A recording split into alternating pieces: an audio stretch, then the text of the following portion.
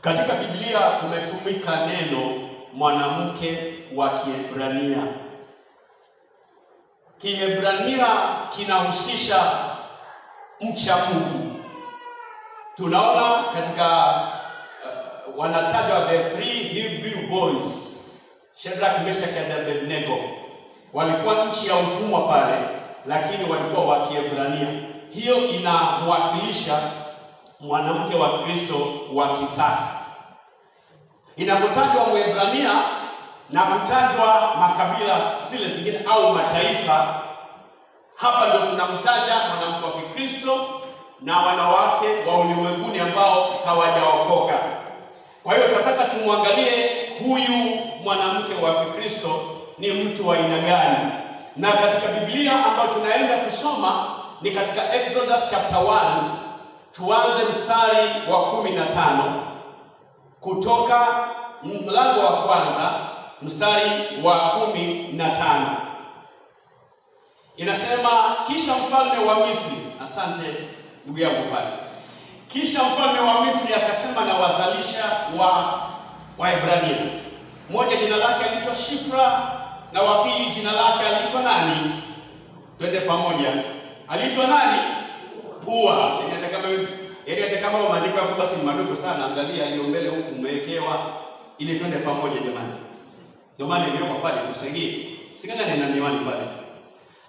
Akasema, wakati mwazalishapo wanawake wa Kiebrania na kwaona katika kuzaa ama wako katika kuzaa, ikiwa ni mtoto mwanamume basi muueni, bali ikiwa ni mtoto mwanamke na aishi. Lakini wale wazalisha walikuwa wakimcha Mungu, wasifanye kama walivyoamriwa na huyo mfalme wa Misri, lakini wakawahifadhi hai wale wanaume. Tuachie hapo kwanza. Kuna kitu kimezungumzwa pale kuhusu huyu mwanamke wa Kiebrania ambao hao wazalisha, the midwives walikuwa si wa Misri, ni midwives wa Kiebrania. Tunasema walikuwa ni midwives wa wokovu, wanaomcha Mungu. Wako pale kwenye nchi ambayo si ya kiungu, chini ya mfalme ambaye si wa kiungu, anawapa maagizo fulani. Taifa hili la Mungu liko Misri, na ni taifa ambalo Mungu analishughulikia kwa namna ya kipekee. Sasa mfalme ametoa amri ya aina fulani, kwa sababu tunaona uhatari wa hawa Waisraeli kuzidi kuzaana, na tunataka tusimamishe hii. Namna ya kusimamisha ni kuzuia kuzaliwa kwao. Kwa hiyo tunazungumza na wale wazalisha wa Kiebrania wanaowazalisha hawa Waisraeli, ili waanze kuweka break pale, wanaume wa Kiisraeli waache kuzaliwa. Baada ya agizo hilo kutoka kwa mfalme ya kwamba wakizaliwa mwanamume muueni, si mnazalisha pale, wakati mnazalisha uwa pale. Alafu mwambie vile mama, pole mama, ulikuwa unazaa lakini mtoto amekufa. Lakini kuna tofauti inatokea pale. Hiyo lakini kama katika mstari wa 17 ambapo nasema, lakini wazalisha walikuwa wakimcha Mungu. Hiyo unaweza underline hapa, ndio tofauti inakujia. Hawakuwa kama wale wengine, lakini wale wazalisha walikuwa wakimcha Mungu. Kwa hiyo kama wanamcha Mungu, hiyo ndio inaleta tofauti yote katika tabia zake, katika menendo yake, katika shughuli zake zote. Ijulikane ya kwamba imani, mienendo yangu, tabia zangu iwe inajulikana. Mkiniona hivi, mimi ni mcha Mungu. Kwa hiyo kuna mambo ambayo utatarajia mimi ninayafanya sitafaulu. Kwa mfano, wale vijana watatu wako Babeli kweli, wako katika nchi ya utumwa pale, lakini walijiweka wazi kujulikana ya kwamba ndio sisi tuko hapa, lakini sisi ni watofauti. Itakapofikia watu wainamie sanamu isiyofaa, hapo ndio ijulikane hawa hawatakubali hiyo, kwa sababu ni wacha Mungu. Kwa hiyo hawa wanawake wazalisha walitoa agizo, wakaambiwa wafanye vile, lakini tabia zao na wangeweza kulichukua zinajalishwa na wao ni watu wa aina gani. Tabia utakayokuwa nayo na maamuzi utakayoyafanya inakueleza wewe ni mtu wa aina gani. Kwa hivyo, kwa sababu alikuwa ni mcha Mungu, hakuweza kusikia amri hiyo. Katika Zaburi ya usifungue hapa, nataja tu katika Zaburi ya kwanza, kama tunavyoona ya kwamba anaheri mtu yule asiyekwenda katika shauri la wasio haki. Mtu yeyote ambaye asienda katika shauri la wasio haki ni kwa sababu ameokoka. Kwa hivyo katika undertaking zake zote akayafanya pasipo kushauriwa na mtu asiye na Mungu.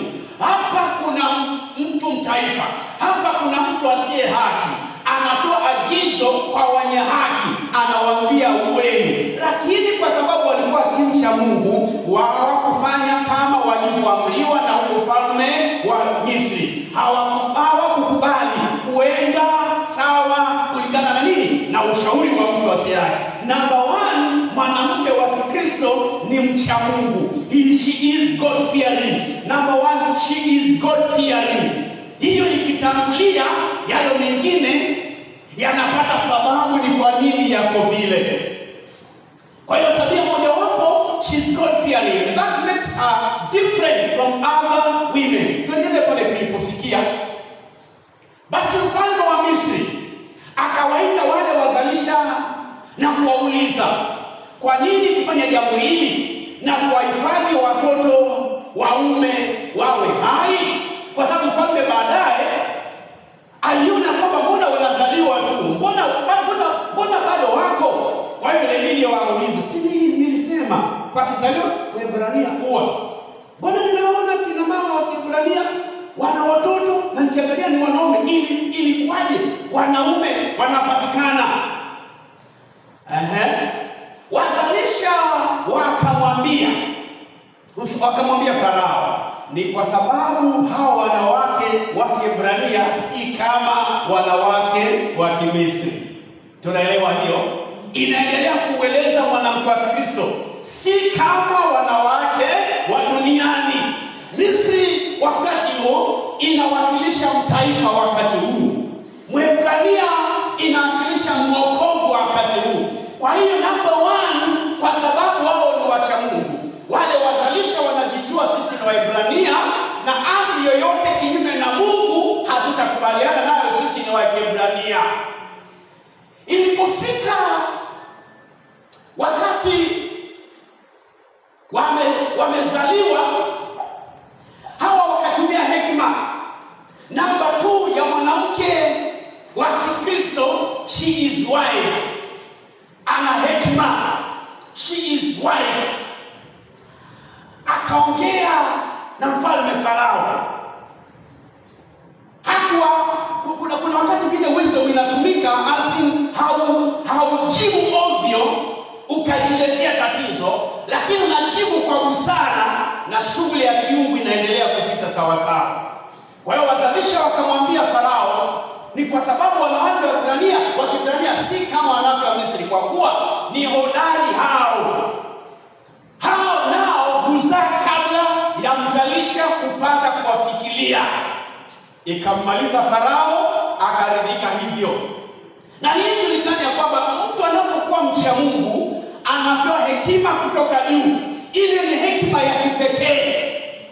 The wisdom ambayo mwanamke wa Kikristo anakuwa nayo inatoka mbinguni. Nafikiri unajifunza kutokana na Solomoni alipoomba. Akasema, nimewekwa kwa mfalme ya kuongoza na kuamua watu wengi hivi. Sasa Mungu nipe hekima ya kufanya hiyo shughuli. Akapewa. Kwa hivyo katika masuala yake yote ile mfalme akawa na hekima ya hali ya juu. Kwa sababu ya mapenzi ya Mungu na jinsi Mungu anavyosimama na jambo lake, anahakikisha kwamba anaweka hekima kwa ajili ya wahusika wote ili jambo liende lipite vizuri. Mapenzi ya Mungu hayawezi kusimamishwa na binadamu. Hii taifa la Israeli lilistahili kuishi, lilistahili kuwepo, lilistahili kunawiri. Ni mradi wa mbinguni na lazima udumu. Kwa hivyo God alikuwa hapo kuliprotect. Kwa hiyo anawapatia kina mama hekima ya kufanya na kujibu. Wakajibu vizuri, and the children of Israel wakato intact. Mungu ataweka hekima yoyote kwa kiongozi ili mapenzi yake na mradi wake Mungu usitatizwe na chochote. Haleluya. Hivyo ndivyo Mungu anafanya. Kwa hiyo kuna tabia zingine tunazipata kwamba hawa wanawake wa Kiebrania si kama wanawake wa Misri, kwa kuwa wao ni hodari. Hiyo ni namba ya 3. Huongezea kwamba mwanamke wa Kristo ni hodari, si mwanamke vivi, ni mwanamke hodari. Kwa nini? Wanazaa kabla ya mzalisha hajapata kuwafikiria. They are self-driven. They don't need much, they don't work because of much supervision. Hapana, wanaweza kuyafanya mambo kwa hekima na busara pasipo kusukumwa. Hatuhitaji mzalishaji. We know what to do. And so wanazaa watoto kwa sababu wanaelewa ya kwamba mzigo huu umeshafika na wakati wa kutolewa umefika, and they will do the necessary. With or without the midwife, shughuli lazima ifanyike. Hiyo inakuambia mwanamke wa Kikristo si wa kusukumwa, si wa kusupervisiwa. Kama kuna kitu cha kuzaliwa, azae tayari, asonge mbele. Unaelewa haya ni mapenzi ya Mungu, umebeba, go ahead na uyafanikishe. Si lazima ungoje sasa, jamani, nimeshakuwa mjamzito na siku zimefika, lakini nangojea mpaka niambiwe nizae. Mpaka aje mzalishaji. Wanajua muda umeiva, wanajua timing, wanajua cha kuzaliwa. Go ahead and bear that. Kwa hivyo inakupa taarifa nyingine ya mwanamke wa Kiebrania, mwanamke wa Kikristo anayajua mapenzi ya Mungu, na akijua mapenzi ya Mungu anasonga mbele kuyafanikisha. Haleluya. Amen. Kwa hiyo unaona uchamungu wa wale wazalishaji walijua hapa kuna mradi wa Mungu wa kuwa protected. Lazima ulindwe. And they are working together with God. The Holy Spirit alikuwa hapo akiwasaidia, akiwapa busara. Hakukuwa na complication. Thank God. Hakukuwa na complication yoyote ya mwanamke mjamzito wa Kiebrania kuzaa. Mungu akashiria neema. Wanazaa si lazima midwife. Na hata ashukuriwe Mungu, kwa sababu hata midwife mwenyewe akifika hapo, hata akipata nafasi hiyo, hataua. Maanake hapo atuambiwa kama ni kweli walikuwa wanazaa kabla, lakini hekima ilitumika kumwambia ya kwamba walizaa kabla hajafika. Ila ukweli uliokuwa kwamba Mungu ana mradi wake pale, na huu lazima uweka hekima ya kila aina, kinachozaliwa kipate kuzaliwa. Kwa hiyo sasa hekima inatumika pale. Tuendelea kusoma habari za wazalisha. Tumesoma inasema basi Mungu akawatendea wema wale wazalisha. Hiyo nyingine ya kwamba a Christian woman is favored. Kwa sababu ya uchamungu, Mungu anampa kibali, sio mwanamke wa kawaida. Kwa nini? Kwa ajili ya uchamungu. Uchamungu wa mwanamke unamlipa. Haleluya. Nafikiri naangalia inavyosema basi Mungu akawatendea wema wale wazalishi, na hao watu wakaongezeka sana, wakaendelea na kuzidi kuwa na nguvu nyingi. Lakini tunaona wale wazalisha, kwa sababu ya uchamungu wao, Mungu hakuacha hivyo. Anytime unapotumikia Mungu, unaposimama na mapenzi ya Mungu, inakulipa, inakupa kibali cha kipekee. Mungu anashughulikia mambo yako, Mungu anakutendea mambo mazuri. Mungu akawatenda mema wale wazalisha. Ni kitu gani ambacho umesimama nacho kizalike kwa ajili ya ufalme wa Mungu? Ni kitu gani ambacho umeweza kukiakamia? Ni kitu gani ambacho umehakikisha kitafanikiwa na mwisho wa siku kitafanikiwa kwa ajili yako? Unanyamaza kimya tu. Tumeatajiwa habari ya mwanamke ambaye alikuwa anafanya maombi kwenye kanisa hilo kubwa. Kwa wale waliokuwa macho, Bwana asifiwe. Wale ambao hawakuwa wanasinzia, Bwana asifiwe. Tukaambiwa hiyo kanisa na ukubwa wake na utukufu ulikuja kwa sababu there was a woman praying. Tunachokiona leo kilizaliwa kutokana na juhudi ya mwanamke. Unaona ushughuli hiyo kubwa ni kwa sababu kuna mtu alisimama katika nafasi yake. Sasa kwa ajili ya hiyo fedha ya Mungu inakuwa juu ya mwanamke kama huyo. Siku zote utakapoona kitu cha Mungu cha kusimama nacho na ukasimama nacho, iwe ni kwa maombi kama mwanamke, iwe ni kwa fedha, iwe ni kwa ushauri, kule ndani sisi Mungu ametupa neema ya kipekee. Kuna mara zaidi ya moja za kupatikana kwenye shughuli ya Mungu. Tukiwa na shughuli fulani ya kufanya kazi za mikono, tunagawanyika mara kadhaa. Kuna mwingine labda jambo hili linahusu fedha, lakini yeye hana, atakuja in person wakati tunapojenga au tunafanya anything. Anasema kwa upande wa mchanga isikodishwe gari ya kubeba, nitapatikana kwa sababu fedha sina, nitabeba mimi. Kama ni mawe ndio tunafanyaga hivyo na tunabeba. Sasa tunapata kuna mtu ambaye fedha hana, lakini anautoa muda wake kwa pale in person, anabeba mchanga kwa kichwa na mwisho wa siku jengo linakamilika. Wale ambao makanisa mijini pengine wao hawana hivyo, wanatoa tu hela, mpango inafanyika, kibarua anakuwa pale kwa ajili na mambo yanafanyika ni vizuri. Kule ndani mambo ni tofauti, lakini hakuna yeyote ambaye huachwa nyuma, kwa sababu usipokuwa na pesa patikana in person na anashiriki sehemu hiyo. Mimi ambaye sina muda huo, kuna wengine hatakuwa na muda wa kupatikana in person, anasemaje, chakula kitakacholiwa na hao wanaobeba mchanga nitasimamia mimi. Kwa hiyo mnakula pale, mnabeba mawe, mnabeba nini, na mnakula chakula cha yule hakuja. Kwa hiyo mko pamoja pale. Kuna mwingine atasema ya kwamba pamoja na kwamba labda siku ya kubeba sitakuwepo, labda hela sitapata, mimi ni mjuzi, mimi ni fundi. Mtakapofikia wakati wa kujenga, msiajiri fundi. Huu ujuzi wangu ndio sadaka yangu.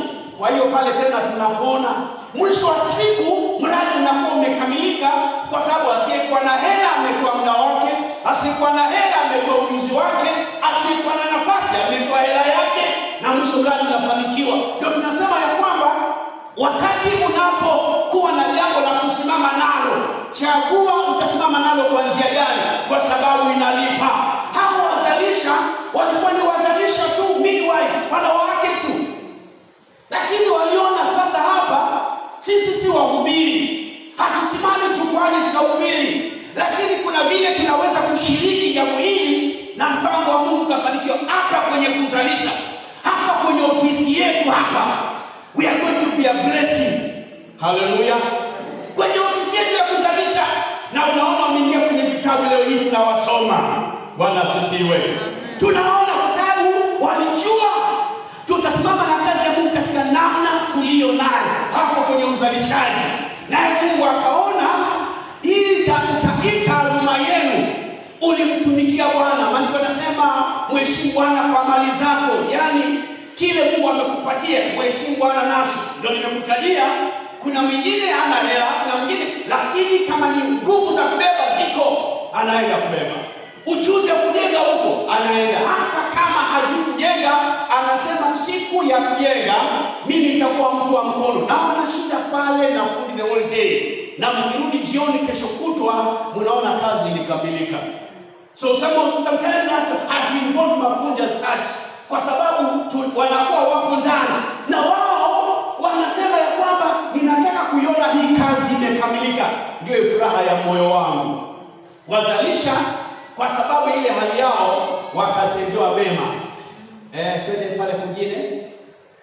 Ilikuwa kwa sababu wale wazalisha walikuwa, narudia tena. Okay, ilikuwa kwa sababu wale wazalisha walikuwa kimcha Mungu. Hiyo pia ndio ilikuwa naitanga iongeze hapo, ikusaidie wewe. Ilikuwa kwa sababu wale wazalisha walikuwa kimcha Mungu, akawasimamishia nini? Sasa usiseme kwa sauti. Akawasimamishia nini? Nyumba. Kwa nini?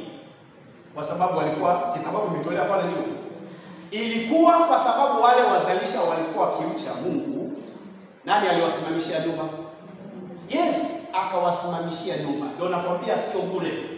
Nafasi utakayoipata usiachilie hivyo. Kumbe ukiachilia unaachilia mambo mengi. Kumbe naweza kusimamishiwa nyumba na Mungu. Wewe una habari tu. Changamoto za kila ile kwenye nyumba yako, unasikiaga wengine wakilalamika, wengine wanalalamika, lakini kwako kunatokea changamoto hii inatatulika. Kunatokea shida hii inatatulika. Kunatokea tatizo hili kwa nyumba yako, unashindwa nitafaulu kweli? Huyu anamaliza anaenda form 1. Mungu itakuwaje hapa? Lakini ikifika the material day ya report, tayari vitu vishashughulika, mambo yamekuwa sawa. Kama imelipika, unabaki tu na ushuhuda. Jamani, sikujua mimi ningefanya nini, sikujua, nilikuwa naona hata soma, nilikuwa naona ndio hivi. Mwingine unakuwa una mumeo, unatokea pengine hata anafariki mumeo, na unasema kuisha, mimi sasa sijui nitaanzia wapi, sijui nitaanzia wapi. Lakini kumbe wewe umekuwa mwanamke mcha Mungu, usimamae na maono ya Mungu. Hiyo inakulipa pale, anakusimamishia nyumba. Watoto wako wanakuja kusoma, wamemaliza na shida, mimi sielewi. Kumbe kujitolea kwako, that is why a Hebrew woman is different from any other woman, kwa sababu anashughulikiwa kutoka juu.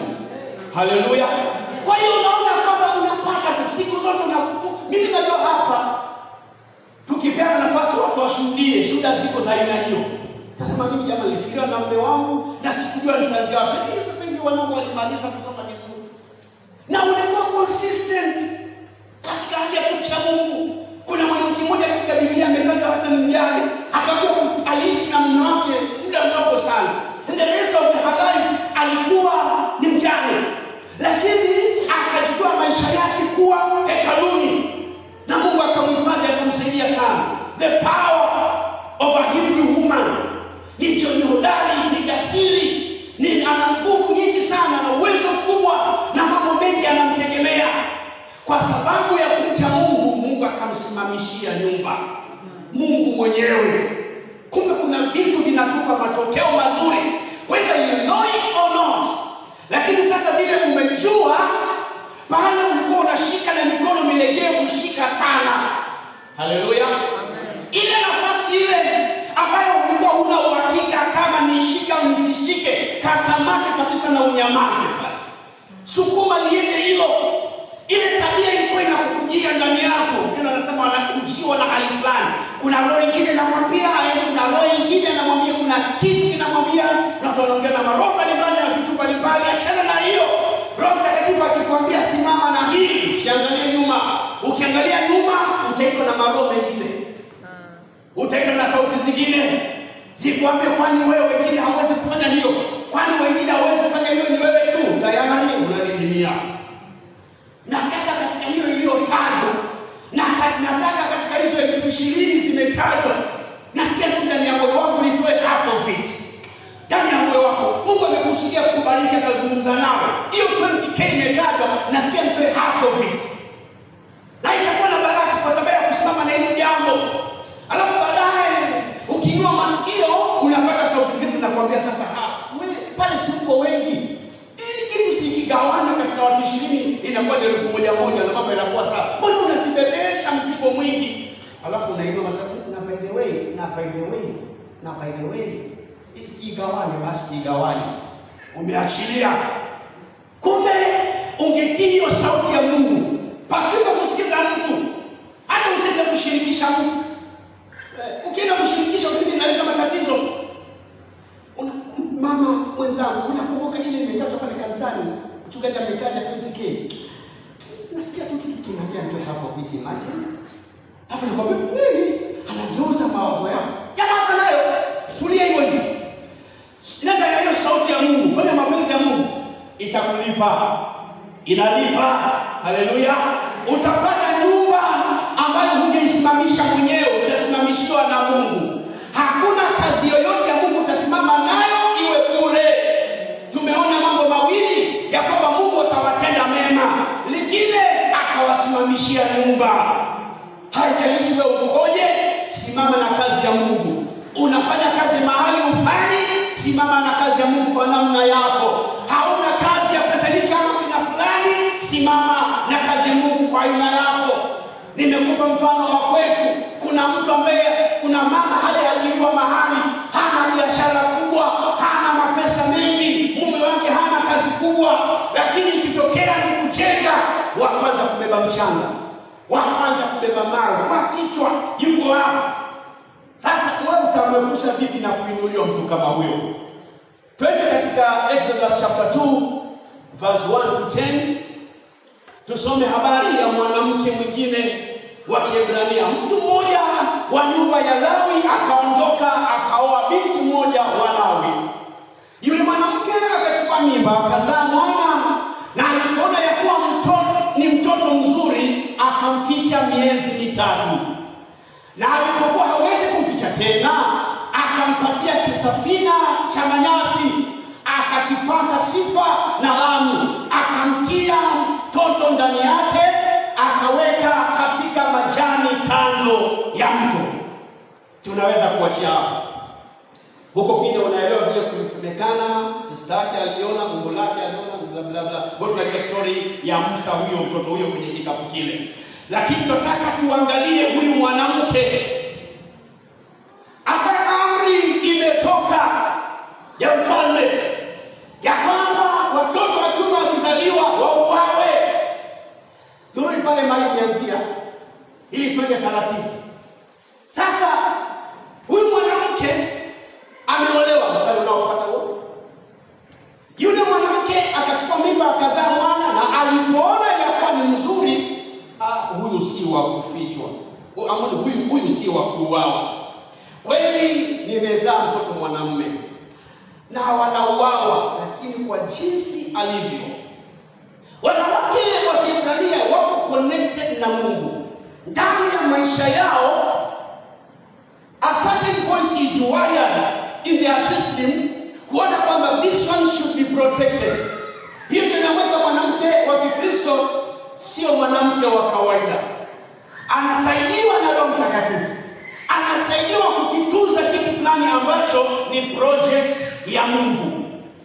Kwa hiyo sababu inasemekana pale, alipoona ya kuwa ni mtoto mzuri.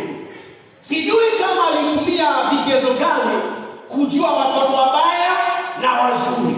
Sijui kama angezaa mtoto yukoje ndio hangemficha, lakini huyu ni mzuri sana. Huyu atiwa upanga huyu. Lakini kwa sababu huu ni mpango wa Mungu. This is God's divine project ambayo iko ya kwamba wana wa Israeli wako katika nchi ya utumwa na wanahitaji a savior, mtu wa kuwatoa utumwani, and there has to be born one of that kind. Na amejua kutoka tangu kabla ya kuwa tumboni mwa mamaye alijulikana itakuwa nani. Maana yeye ni Mungu atangazaye mwisho kutoka mwanzo. Wewe haujaanza tumboni mwa mama yako, haukuanza tumboni mwa mama yako, ulikuwa kabla ya kuwa tumboni. Kunaye anaambiwa kabla ya kuumbwa tumboni mwa mama yako nalikujua. So Mungu ana mpango kabisa, anajua wewe utakuja kuwepo. Sasa alijua ya kwamba ili taifa patazaliwa Musa, na Musa mwenyewe ndiye atakayekuja kuwaokoa. Sasa anazaliwa kipindi ambacho wanaume wanauawa. But this particular son, this particular lad, lazima awe protected, ayepushwe na upanga na awe salama. Kwa hiyo amezaliwa na panga zinapita kila mahali zikifeka wa fulani.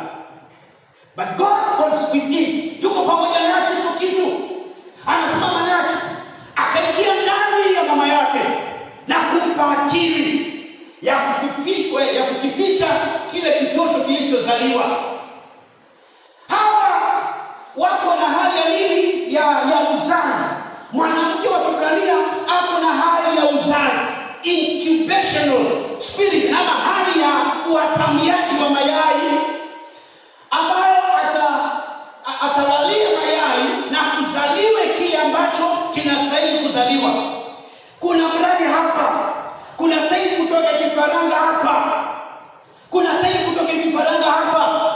Ni juu ya huyu mama kuku kulalia pale mpaka kilichokusudia kuzaliwa kizaliwe. Tuna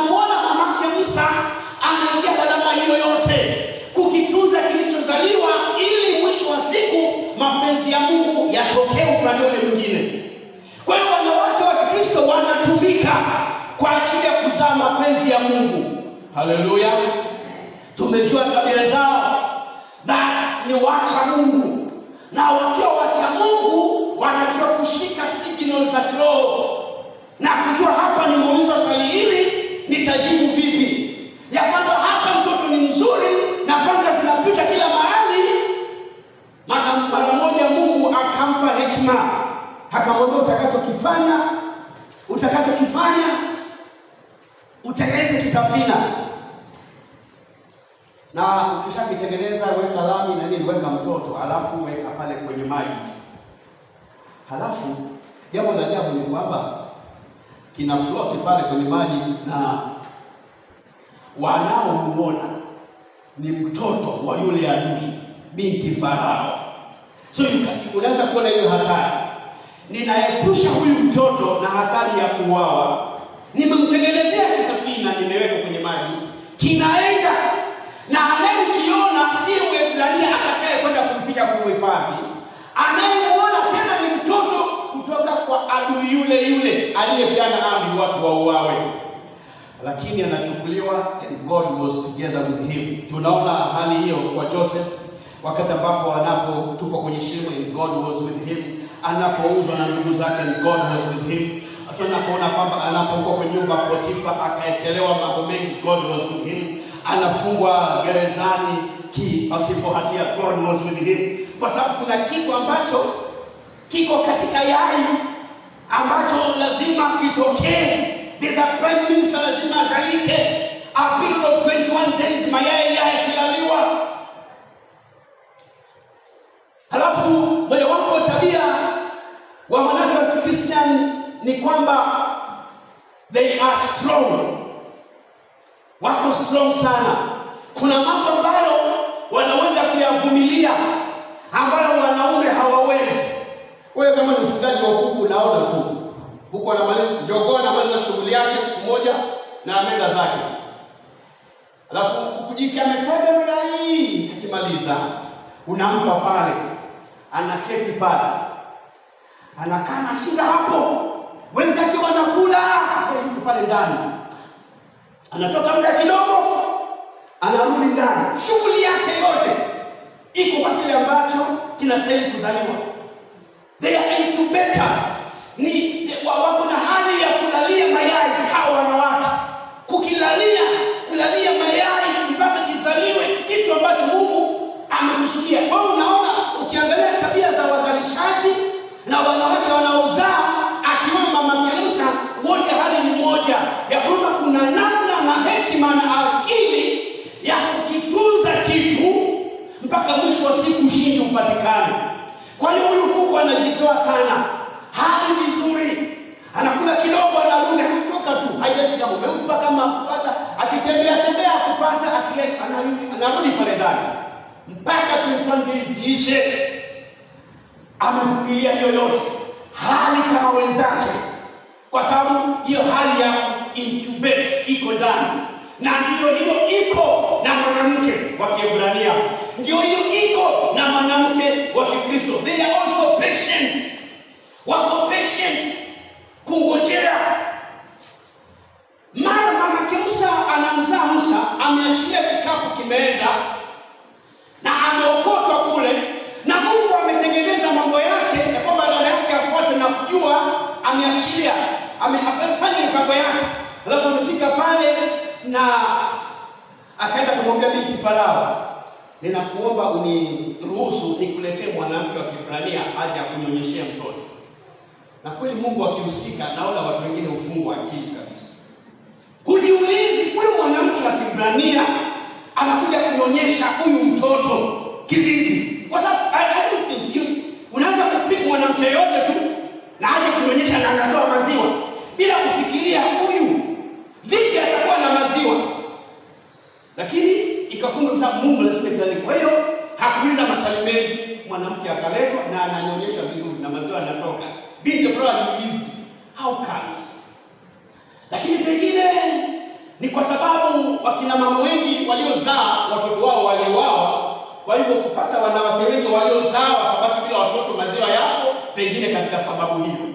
Lakini Mungu katika alio ameweka hiyo mchanganyiko hivyo, na mama anatulia. Patience ya mwanamke wa Kikristo, anatulia, hana kielele chochote, ananyonyesha, ananyamaza, asemi kitu, ananyonyesha wala haponuki na mdomo kusema ni mtoto wangu. Anatulia mpaka anakuwa mama ametulia. They are patient.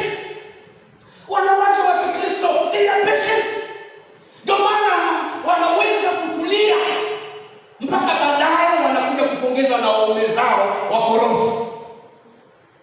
Mama unamvumilia mumeo na tabia zake za ajabu kwa sababu ya matumaini ulionayo kwa Mungu. Your praise one. Ya kwamba ninajua Mungu atambadilisha maombi wangu. You keep on praying. Anakuja anafanya vituko lakini bado uko hapo. Ninajua utambadilisha. Unapata marafiki anakuambia unavumiliaje hali kama hii? Kwani kwenu hakuna kitanda? Nini? Lakini mwanamke wa Kikristo aliyeokoka anatulia pale. Anatulia pale, anavumilia, anapigwa mabao, anafanya nini? Anatulia akimwita Mungu kwa sababu kuna mwisho mzuri, anaamini utazalika. Baada ya maombi ya muda mrefu, mume anakuja anaokoka na anayeyuka kabisa na kwamba mke wangu sijui nikwambie nini mke wangu. Nilikutesa sana. Nilikuwa nakupiga bure. Nilikuwa niko hivi lakini nisamehe. Ni kwa nini? Kwa sababu kuna mwanamke mcha Mungu ambaye hakusikia mashauri ya wapita njia. Alitulia katika Bwana. Kama mawasiliano yake yanaunganika na Mungu, anamwambia tulia tu. Na unaona mwanamume ambaye anatanga kule nje. Anatanga, mumeo anatanga kule nje. Ana michepuko ya kutunza. Miaka hiyo yote ya michepuko ya mumeo, bado mkipimwa mko negative. Unasema Mungu nakushukuru ni wewe. Anakuja kuokoka, unasikia anasema mimi ni Mungu tu alinifaa. There's a special favor upon every God-fearing woman. Hallelujah. Ambayo inakusaidia wewe. Unasimamishiwa nyumba ili ambayo inastahili kuporomoka kwa sababu ya marafiki, na Mungu akawasimamishia nyumba kwa sababu walikuwa wacha Mungu. A Christian woman sio mwanamke wa kawaida. Anapokea mawasiliano kutoka mbinguni. Unamshangaa mwisho wa siku the family is intact. Kwa sababu there's a God-fearing woman ambayo iko ndani ya ile nyumba.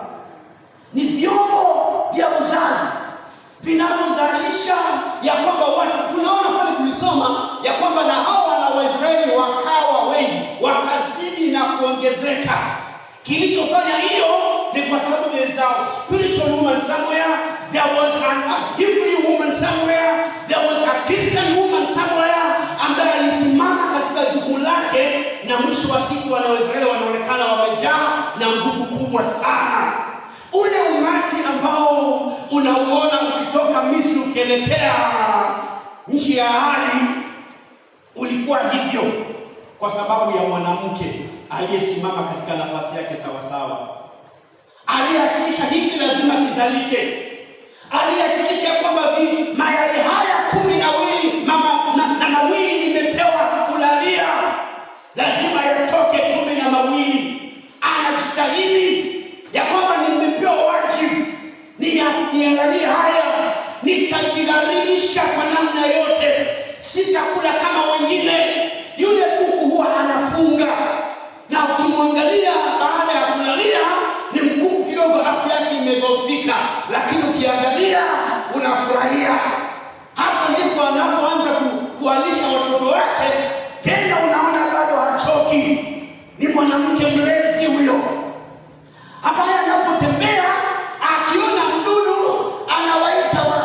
anamshika ile mdudu na hamezi yeye, anawaita watoto wanakuja wanakula, yeye anabaki. Ukirusha kitu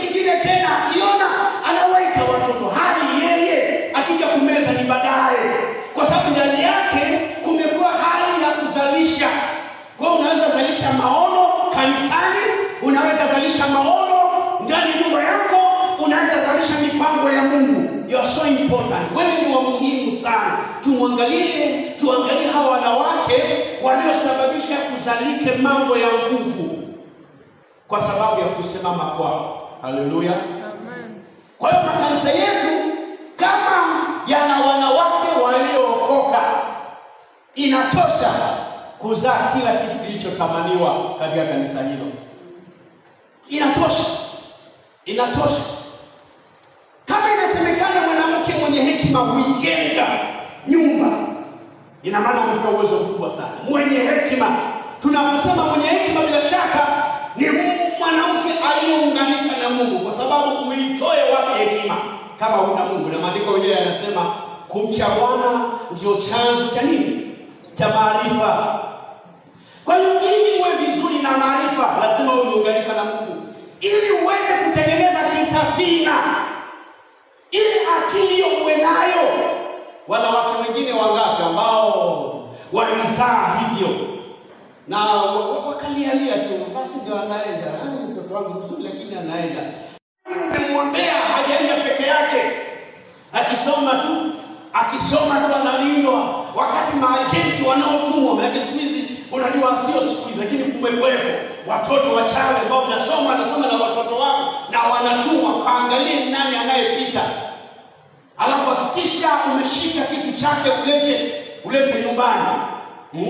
Kuna sehemu katika Biblia inasema usiloge kwa kupiga mafundo, na ndio maana yake hiyo, ukipata kitu cha mtu anachotumia na kwenda ukifanyia matambiko, halafu kirudisha kinaathiri maisha yake. Wana wa Israeli wakaambiwa pasipatikane mtu wa kufanya hivyo. Kwa hiyo mtoto wako anakuwa pale anasoma katika mazingira ya hiyo, na keti na deskmates ambao ina hiyo watu watumwa kutoka nyumba hizo zingine za mawakala wa kuzimu. Ukimwona huyu anapita mpaka na yeye ndio anapita sana, wewe ushiki, yeye anapita sana, yeye anapita sana. Wale wana wa mjakazi ndio wana tabia hiyo.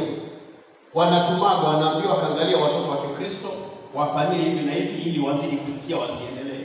Sasa wewe ukiwa umemwombea, umemhifadhi kwa damu ya Yesu, umemwandama, umemwachilia katika ulimwengu wa kivi yake, maana ndio kikapu hicho umekitengeneza, unakitia kwenye maji na hauendi nacho kuandamani nacho, kinaenda peke yake. Ni hicho kikapu na Mungu, ni huyo mtoto na Mungu. Sitakuwa naye darasani, ni wewe Mungu anakuwa pale.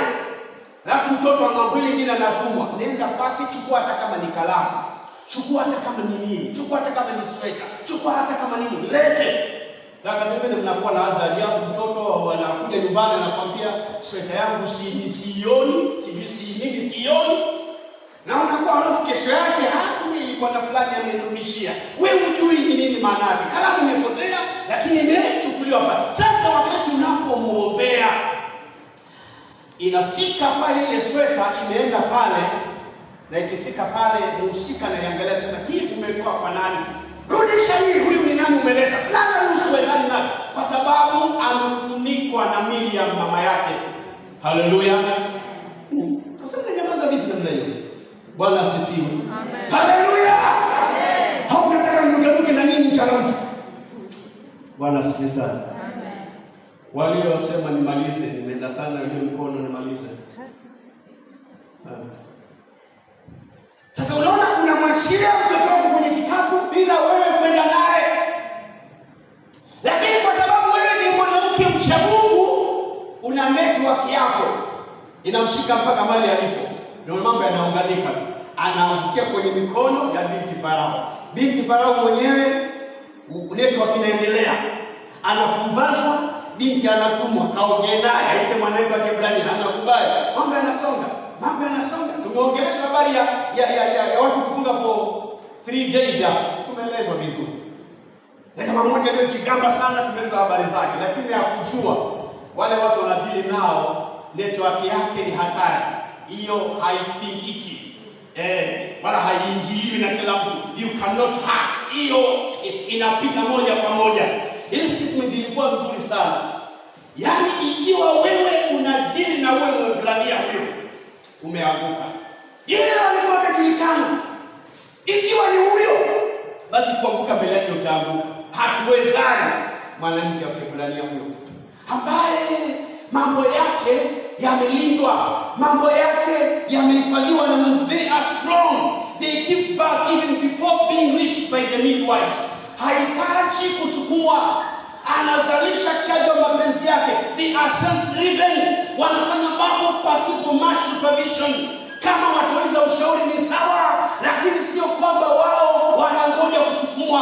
Wao si kwamba wanangoja mpaka waambiwe. They are maternal. They are instruments in contribution ya kuhakikisha kwamba kilichonuiwa na Mungu kimezaliwa. Kwa hivyo wao walikuwa instrumental katika taifa la Israeli kuzaliwa na kuendelea kuwepo hata pasipo kujali operation ambayo iliyokuwepo. Ilikuwa ni enzi, ni kipindi cha utumwa mkali sana, lakini katika mateso ya utumwa huo, the Hebrew women still prevailed. Wakisema haijalishi tuko mateso ya aina gani, lakini Mungu ametupa kuvumilia kilicho kusudiwa na Mungu kiweze kutoka sehemu ile nyingine. So nimekuambia habari ya kuku jinsi alivyo, na kwamba wanajua mapenzi ya Mungu hawa.